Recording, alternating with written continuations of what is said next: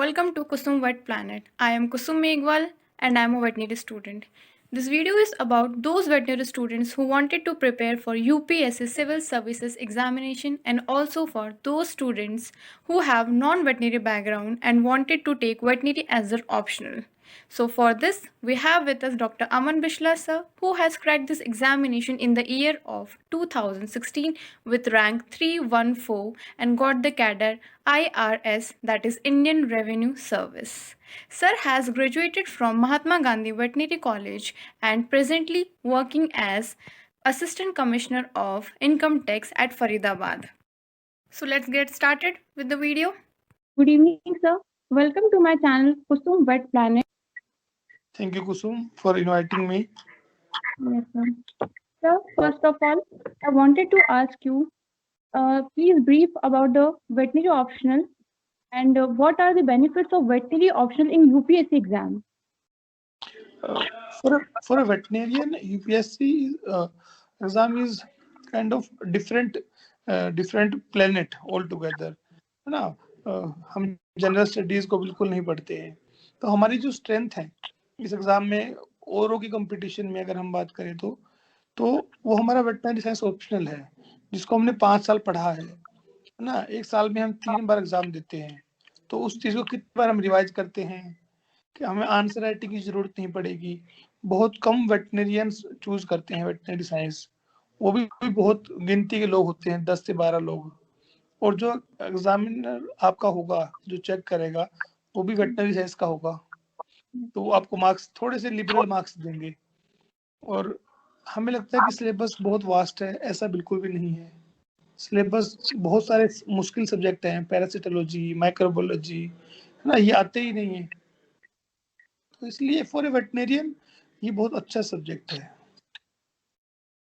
So my next question to you is: coaching is necessary for preparation of this exam? हाँ, coaching इस exam की preparation के लिए बहुत जरूरी है, क्योंकि अदरवाइज है ना, आप सेल्फ स्टडी में आपको पता नहीं रहेगा कि कैसे पढ़ना है, कितना पढ़ना है ना, किस बुक से पढ़ना है। लेकिन वो जरूरी नहीं है कि आप क्लासरूम कोचिंग ज्वाइन करो, ऑनलाइन आप घर बैठे पढ़ सकते हो। यूट्यूब पे फ्री में बहुत सारी वीडियोस अवेलेबल हैं, आप उनको देख के पढ़ सकते हो। कोचिंग मीन्स कि आप किसी गाइड को फॉलो करो। So sir, how much are studies effective for this exam? देखो, मैं मानता हूँ कि 12 से 14 घंटे आपको पढ़ना चाहिए for 1 complete year. Sir, as there are many misconceptions about taking veterinary as optional, as it seems very vast to students, so how to deal with that? जैसे मैंने आपको बताया कि पहले तो बहुत सारे सब्जेक्ट हैं जो आते ही नहीं है ना। सेकंड जो इम्पोर्टेंट चीज है वो ये है कि क्वेश्चंस जो है वो रिपीट होते हैं। जो यूपीएससी ने सिलेबस दिया है वो भी पूरा आपको नहीं तैयार करना है। अगर आप पिछले 8 से 7-8 साल के क्वेश्चन पेपर को देख लें तो यू विल रियलाइज कि क्वेश्चंस रिपीट होते हैं। तो उन्हीं टॉपिक्स को आप पढ़िए, उनको तैयार कीजिए, तो आपका 80% सिलेबस कवर हो जाएगा बहुत कम समय में। So sir, if any student is in UG, then what is the correct time for the preparation? Internship के दौरान तैयारी कर सकते हैं और दैट इज गुड टाइम ना। इसके अलावा एनसीईआरटीज और न्यूज़पेपर आपको 1 साल पहले पढ़ना स्टार्ट कर देना चाहिए।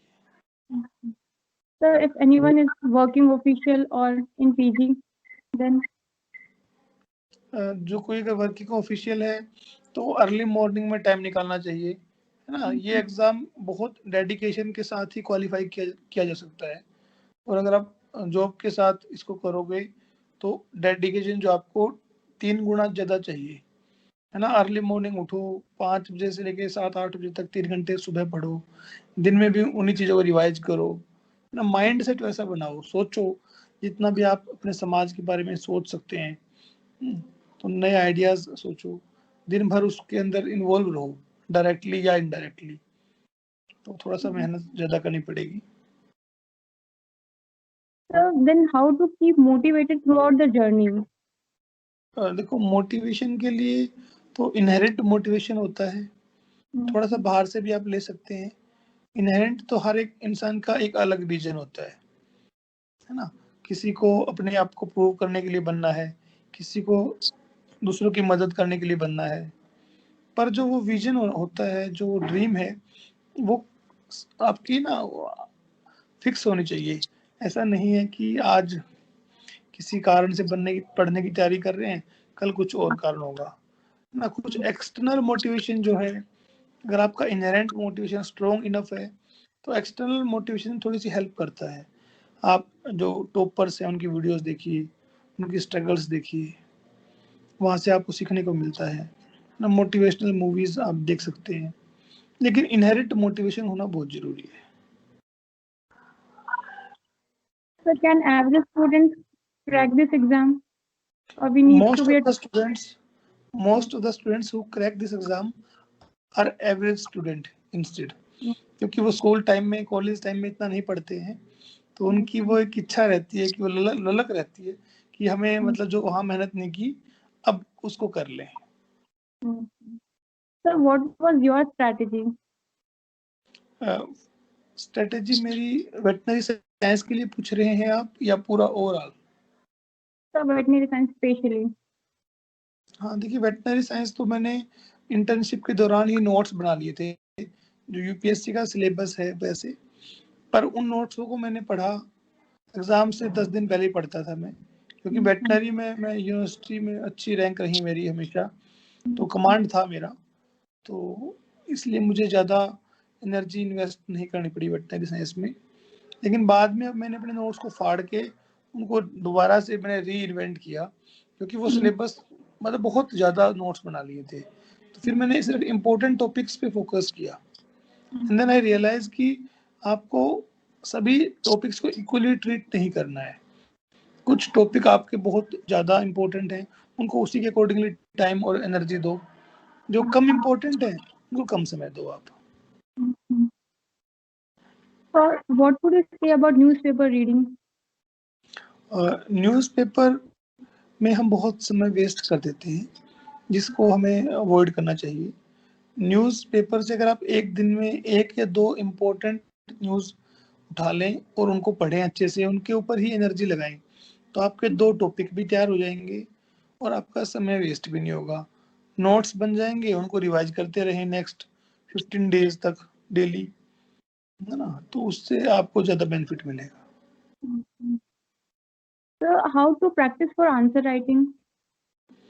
आंसर राइटिंग का ऐसा है कि जो प्रीवियस ईयर क्वेश्चन पेपर्स हैं, उन क्वेश्चन पेपर को पढ़ो, फिर उनको आप बुक से पढ़ाई करो, उनके जो कंटेंट है, और फिर आंसर लिखने की कोशिश करो। ऐसे नहीं है कि क्वेश्चन पढ़ा और उसका आंसर लिखना स्टार्ट कर दिया, पहले उसका आंसर भी पढ़ लो, है ना, फिर आंसर फ्रेम करो, क्योंकि आपको अपनी आंसर राइटिंग की स्किल इंप्रूव करनी है। आपको चीज़ अगर नहीं आती होगी तो आंसर राइटिंग आप कर ही नहीं पाओगे। Sir, as many veterinarians do not know anything about math, as they do not have any practice in math. So, sir, how to practice for that? और 10th क्लास तक का मैथ आता है बस, और ज़्यादा डिफिकल्ट क्वेश्चंस नहीं आते हैं। तो यूट्यूब पे अगर आप 8-10 वीडियोस भी देख लेंगे ना मैथमेटिक्स के क्वेश्चंस की, और प्रैक्टिस आप करेंगे, तो ये वन टाइम इन्वेस्टमेंट है। मैंने इस एग्ज़ाम को 4 बार प्रीलिम्स दिया है, सी सेट, और एक ही बार पढ़ाई की थी अच्छे से। वाजीरा में 2-2.5 महीने की कोचिंग ली थी, उसको अच्छे से प्रैक्टिस किया, और अगर मुझे आज भी पेपर देने को दे देगा भी तो मैं अच्छा मार्क्स उसमें ले लूँगा। तो वन टाइम इन्वेस्टमेंट है। ईजी क्वेश्चंस पे फोकस करें, ज़्यादा डिफिकल्टी लेवल ना बढ़ाएं, तो इजीली हो जाएगा।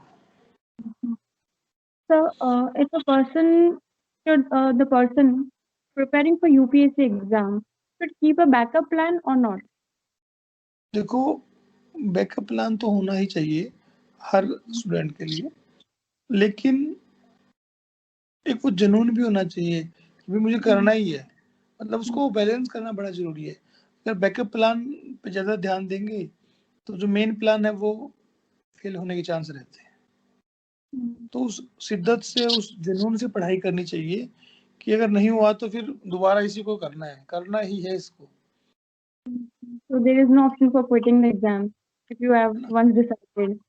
नहीं, अपनी कैपिंग लगा लेनी चाहिए। 6 अटेम्प्ट नहीं देने हैं, 3 अटेम्प्ट देने हैं, 3 के बाद अटेम्प्ट नहीं देना है, ये इस तरह से बैकअप प्लान बनाइए, है ना। बाकी जब इंसान पढ़ता है तो इवॉल्व होता है, तो उसके बैकअप प्लान बाद में भी बदलते रहते हैं। What about NCRTs? एनसीईआरटीज तो 60 to 70% इस यूपीएससी के सिलेबस को कवर कर लेती हैं।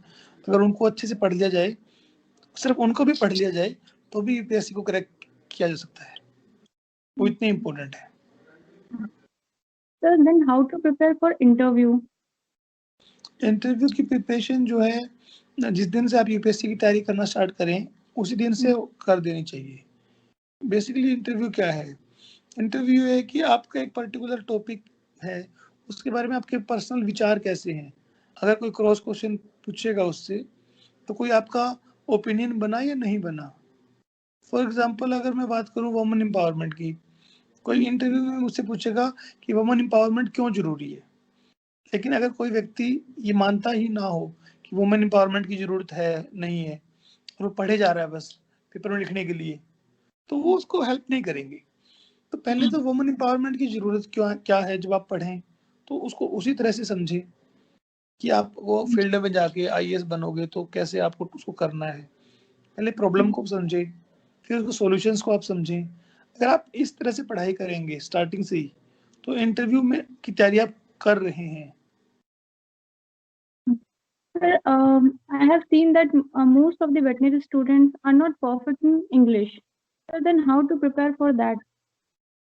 देखो इंग्लिश में तो मैं भी आज तक परफेक्ट नहीं हो पाया, है ना। तो इंग्लिश डज नॉट मैटर। अगर आपकी बातों के तार सामने वाले इंटरव्यूअर के बातों के तार से मिल रही है ना, और अगर आप एक अच्छे इंसान हो, तो आप मार्क्स फेच करोगे। Language is never a barrier, इतनी भी पूरी नहीं होनी चाहिए कि आप इस एमआर भी गलत लगाओ। बट अगर लैंग्वेज सिंपल है और नॉलेज है आपको, और आप अच्छे इंसान हैं, तो this will never be A barrier. Thank you for having me on your platform, and best of luck for your YouTube channel. It's a very good initiative. Also, best of luck for your UPSC preparation. God bless you.